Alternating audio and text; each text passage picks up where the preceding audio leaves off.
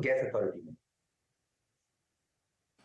जी हाँ, इंडसइंड बैंक। अब देखिए आईसीआईसीआई बैंक और इंडसइंड बैंक के, देखिए आईसीआईसीआई बैंक पहले ही वीक था, आईसीआईसीआई बैंक जो है वो 1 दिसंबर से अनवाइंडिंग मोड में है। और मैं आपको एक तथ्य कल भी कह रहा था, आज भी कह रहा था कि इन सेलिंग का अगर आप देखें बड़ा जो पिछले कुछ दिनों में एफआईआईस की हुई है, टारगेट रहा है आईसीआईसीआई बैंक। और जनवरी के इन कुछ सेशंस को अगर आप रीड करें, आई मीन लास्ट 4 सेशंस को, तो एफआईआईस की तरफ से लगभग, मतलब मैं अगर 30 दिसंबर को इंक्लूड कर लूँ, दैट लास्ट फ्राइडे, तो लगभग 7,861 करोड़ रुपए की सेलिंग हुई है। और आप इंडसइंड बैंक देखिए, जिस दिन इनका क्वार्टरली अपडेट आया था उस दिन इसने एक इंट्राडे हाई मारा था करीब 1271 का, जो कि सिमिलर था 15 दिसंबर के हाई का, और कोलैप्स हुआ। इंडसइंड बैंक है डे लो और एक नेगेटिव क्रॉसओवर ऑलमोस्ट डेवलप होने की तैयारी करता हुआ मेरे स्क्रीन पर इंडसइंड बैंक की जो पुट ऑप्शंस हैं सारी की सारी डे हाई पर आके ट्रेड करते हुए। राजेश पालवे जी, आपसे इंडस्ट्रीज का व्यू लिया था हमने, but your 2 stock specific ideas. तो लो बीटा स्टॉक्स पे जाएंगे। एनटीपीसी का सेटअप अट्रैक्टिव लग रहा है। इसमें भी अगर हम देखें तो स्टॉक कल भी देखें तो एक अच्छा बाइंग इंटरेस्ट दिखा रहा था। आज भी ओपनिंग के बाद से स्टॉक डे हाई की तरफ ही ट्रेड करते हुए दिख रहा है और स्टॉक ऑलमोस्ट अपने 50 डे मूविंग एवरेज को यहाँ पे निगोशिएट करते हुए दिख रहा है। तो एनटीपीसी हमें लगता है कि एक अच्छा मोमेंटम यहाँ पे दिखा सकता है। चार्ट स्ट्रक्चर पॉजिटिव है। नियर टर्म सेटअप पे ऑलरेडी ब्रेकआउट यहाँ पे डेली चार्ट पे देखने को मिला है। तो एनटीपीसी में हम एक्सपेक्ट कर रहे हैं फ्यूचर के टारगेट 178 से लेके 179 तक के, स्टॉप लॉस रखेंगे करीब यहाँ पे 166 के आसपास। दूसरा स्टॉक जो बाय करना है वो फर्टिलाइजर स्पेस से और वो चंबल। अगर ये स्टॉक को देखें तो पिछले 3 दिनों से देखें स्टॉक को ऑलमोस्ट ये 100 डे मूविंग एवरेज के आसपास यहाँ पे कंसोलिडेट करते हुए दिख रहा है। स्टॉक में जिस तरीके की वीकली चार्ट पे स्ट्रेंथ बनी है, एक फॉलिंग चैनल का यहाँ पे ब्रेकआउट यहाँ पे आते हुए दिख रहा है।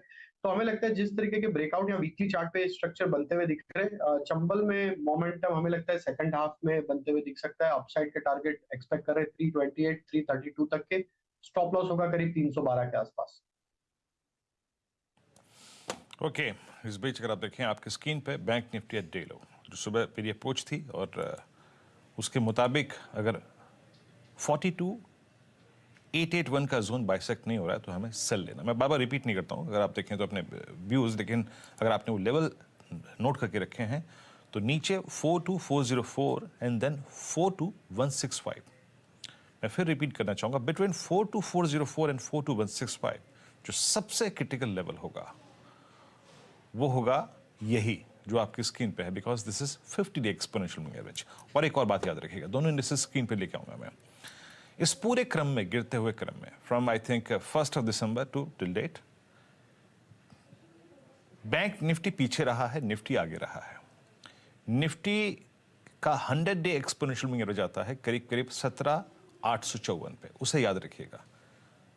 अभी निफ्टी बैंक ने अपना 50 डे छू लिया है और हमेशा इस फॉल में निफ्टी आगे रहा है, बट अब थोड़ी सी लीड जो है वो निफ्टी बैंक ले रहा है। बट स्टिल अगर एक प्रोजेक्शन मान के चलें कि अगर बैंक निफ्टी अपना 50 डे छू चुका है तो उस हिसाब से इस वक्त पैरेलली अलाइंड होना चाहिए निफ्टी को एट 17,854, 100 डे एक्सपोनेंशियल एवरेज के आसपास। ओके, थोड़ा लाइट रहेंगे, याद रखिएगा। बहुत अगर आप देखें कॉल से बातचीत नहीं करेंगे और सिर्फ अब मैं कुछ सुबह से हमने क्योंकि अच्छे ट्रेड्स किए, लॉन्ग साइड पे भी और शॉर्ट साइड पे भी अच्छे ट्रेड्स मिले। मैं ज़्यादा अगर आप देखें तो यहाँ पे अब ट्रेड्स की बात नहीं करूँगा, बट कुछ पुट ऑप्शंस के थॉट्स ले लेता हूँ यहाँ पे। एक बार जरा SRF लेके आएंगे आप, 2250 पे इस वक्त डे लो की ट्रेजेक्टरी पे आके ट्रेड करता हुआ। इस पर आपका व्यू क्या होगा राजेश पालवे जी? SRF जहाँ केमिकल बास्केट में UPL और टाटा केमिकल अपने इस स्पेस से बाहर निकलने की कोशिश कर रहे हैं, ये सिंक हो रहा है।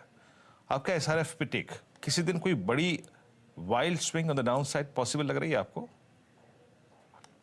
देखिए स्टॉक में करेक्शन तो यहाँ पे देखने को मिला और जिस तरीके से करेक्टिव मूव बना है, स्टॉक अपने सारे important near term moving averages के नीचे फिसल चुका है। 20 दिन 50 दिन दोनों मूविंग एवरेज को ब्रेकडाउन ऑलरेडी कर चुका है और जो भी पुल बैक बने हैं वहीं से सप्लाई वापस बना है।